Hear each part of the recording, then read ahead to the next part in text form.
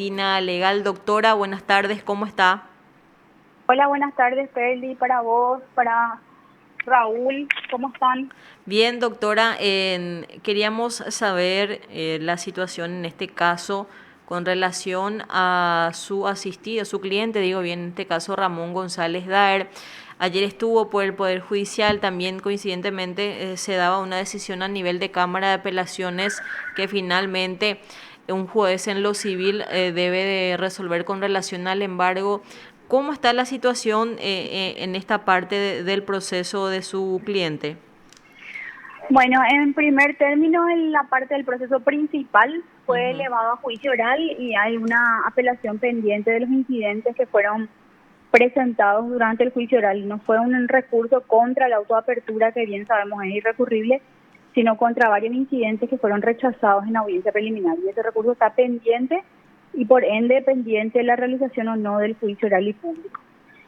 En cuanto a los accesorios, vamos a decir, el señor Ramón González Dar tiene un abogado en la parte tributaria, Ujú. que es el doctor Luis Puente, que es quien está viendo el pago de los tributos de la SED. El señor Ramón González Dar tiene la predisposición y la voluntad de hacer ese pago.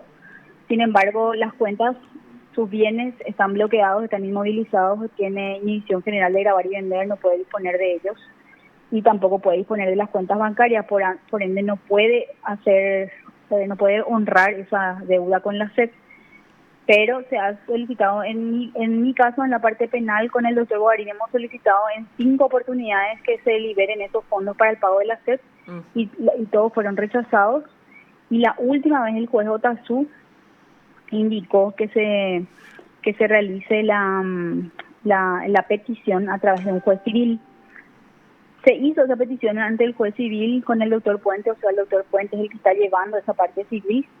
Y tengo entendido que el juez Hugo Garcete libró un oficio al juez Otazú diciendo que libere los fondos. Y el día martes, el juez Otazú le vuelve a contestar ese oficio que él como juez civil tiene toda la potestad de él mismo ordenar el pago y levantar esos embargos al solo efecto del pago. Entonces ahí hay con el perdón del término, una pasada de pelota entre juez penal, juez civil y la perjudicada es la SED. Entonces, la plata está disponible en la cuenta del señor Ramón, pero no puede disponer la SED porque no se puede pagar, no está ordenado el pago ni por el juez penal ni por el juez civil.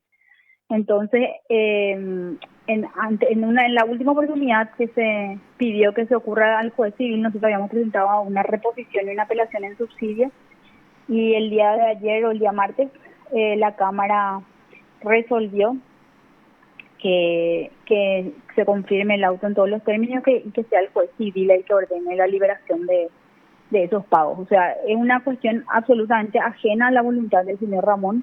Como les dije, él está dispuesto y con la voluntad de pagar esa suma, creo que son 48.000 millones de guaraníes, con intereses y compañía, y es lo que creo que hoy estamos necesitando también para hacer frente a la pandemia incluso, ¿verdad? Y que el Estado paraguayo se está privando de esa suma de dinero por no sé si decirle capricho o una disquisición entre juez penal y juez civil, que ninguno de los dos quiere ordenar el levantamiento de los embargos al solo efecto del pago a la SED. No se pide el levantamiento de todas las cuentas ni en la libre disposición de bienes, sino simplemente se pide que se pague el impuesto.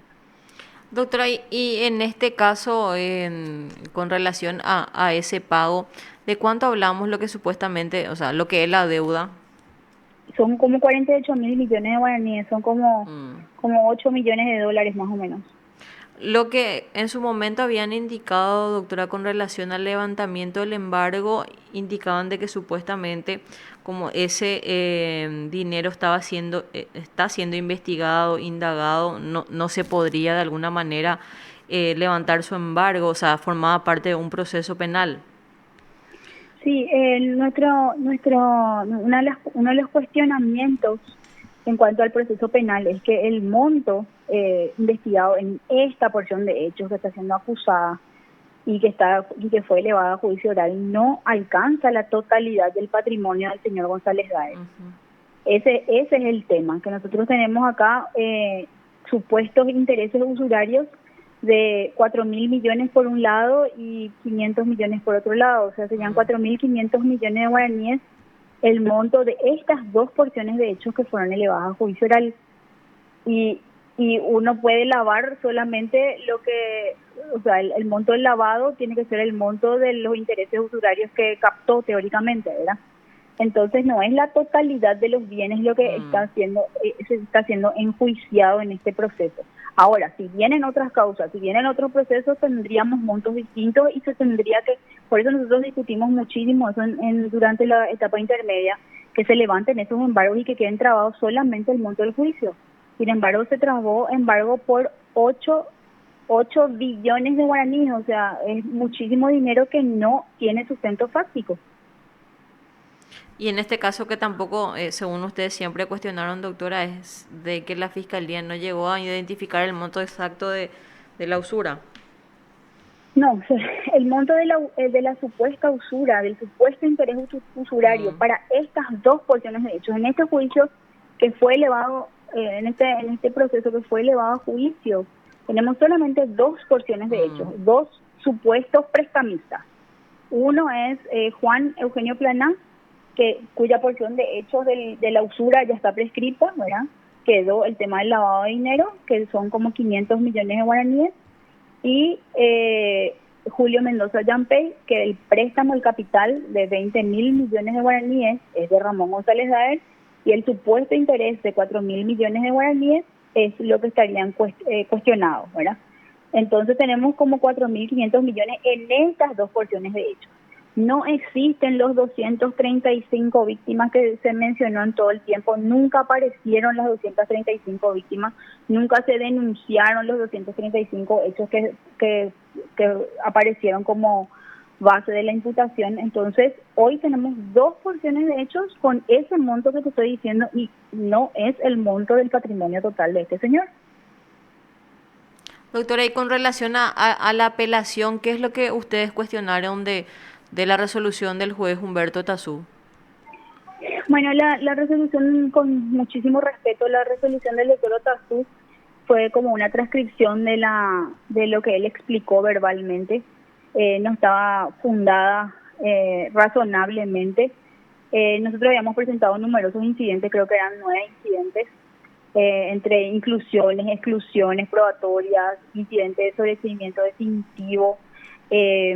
Había prescripción, que la prescripción, porque una prescripción parcial, porque los hechos del señor Juan Eugenio Planá son del 2005, que terminan en el 2010, y cuando fue imputado en el 2019 ya habían pasado en exceso los 5 años del plazo de prescripción de la usura, ¿verdad?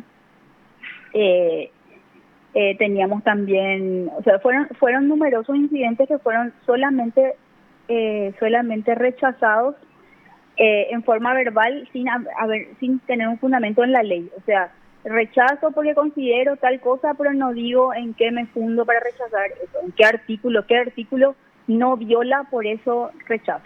Entonces, era tipo una resolución que transcribía una explicación informal que había hecho el juez al final de la audiencia preliminar, y no estaba fundada en una ley, en un artículo, y por qué ese artículo no era violado o por qué ese artículo era aplicable al caso concreto.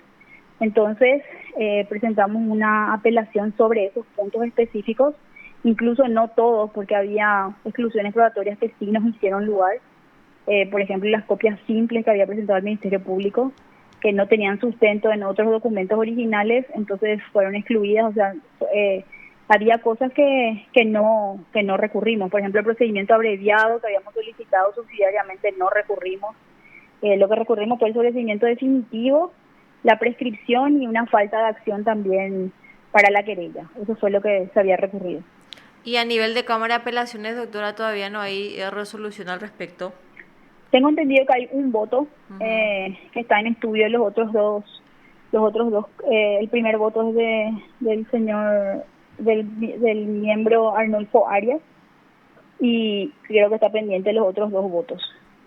Entiendo, doctora. Te agradecemos mucho este contacto, doctora, muy amable. Por favor, a las órdenes y que tengan una buena tarde. Saludos, Raúl. Gracias, doctora. Lo escuchaste aquí en PDS. La abogada Betina Legal con relación también al proceso de